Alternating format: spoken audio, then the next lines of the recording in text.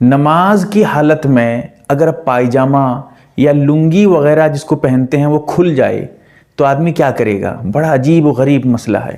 جیسا کہ یہ مسئلہ اگر آپ دیکھنا چاہیں تو بدائع الصنائی میں جلد نمبر 2 صفحہ نمبر 146 پہ، فتاوی عالمگیری جلد نمبر 1 صفحہ نمبر 2، اس کے علاوہ کئی کتابوں میں یہ مسئلہ آپ کو ملے گا۔ جواب یہ ہے کہ ایک ہاتھ یاد رکھیے گا، ایک ہاتھ سے اگر پائجامہ یا لنگی وغیرہ باندھ سکتا ہے تو باندھ لے اور نماز قائم دائم رکھے، پڑھتا رہے۔ اور اگر ایک ہاتھ سے استعمال کر کے باندھنا اس کے لیے مشکل ہے تو ایسی صورت میں ویسے ہی پکڑا رہے، ایک ہاتھ سے لنگی کو پکڑا رہے اور نماز اپنی مکمل کر لے۔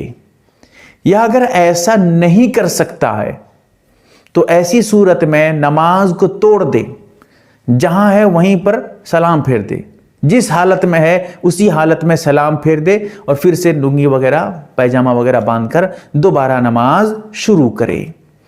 اور اگر دونوں ہاتھ کا استعمال کر دیتا ہے باندھنے میں، ایک ہاتھ کا میں نے اس لیے تذکرہ کیا کیونکہ دونوں ہاتھ کا اگر استعمال کرتا ہے، دونوں ہاتھ سے لنگی کو باندھتا ہے، نماز فاسد ہو جائے گی، نماز ٹوٹ جائے گی۔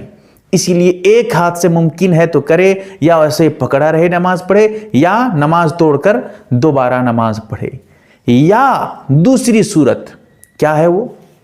اگر فرض نماز نہیں ہے، یا وتر نماز نہیں ہے، یا فجر کی سنت نماز نہیں ہے، یہ 3 نمازیں یاد رکھ لیجئے کہ کیونکہ ان 3 نمازوں میں کھڑے ہونا ضروری ہے، بیٹھ کر نماز پڑھیں گے بغیر مجبوری کہ آپ کی نماز نہیں ہوگی۔ کون سی نماز ہیں؟ فرض نماز ہیں، چاہے 5 وقت کی فرض نمازیں ہوں یا 1 وقت کی، جو بھی ہیں، جتنی بھی فرض نمازیں ہیں بیٹھ کر آپ نہیں پڑھ سکتے، کھڑے ہو کر پڑھیں گے اگر قدرت ہے۔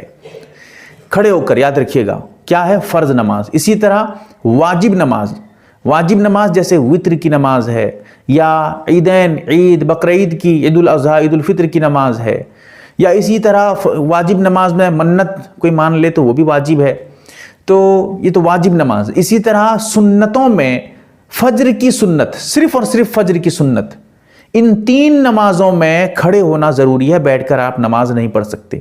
اس کے علاوہ جتنی نمازیں ہیں، چاہے وہ ظہر کی سنت ہو یا کوئی اور اشراق، چاشت یا تہجد وغیرہ، جو بھی نمازیں ہیں بغیر مجبوری کے بھی آپ بیٹھ کر پڑھ سکتے ہیں۔ یاد رکھیے گا ان 3 نمازوں کا تذکرہ اگر میں نے کیا ہے، ابھی یاد رکھ لیجئے گا اچھے سے، فرض نماز، واجب نماز، فجر کی سنت نماز، ان کو چھوڑ کر جتنی نمازیں ہیں آپ بیٹھ کر بھی پڑھ سکتے ہیں، لیکن ہاں بغیر مجبوری کے بیٹھ کر پڑھیں گے تو آدھا ثواب ملے گا۔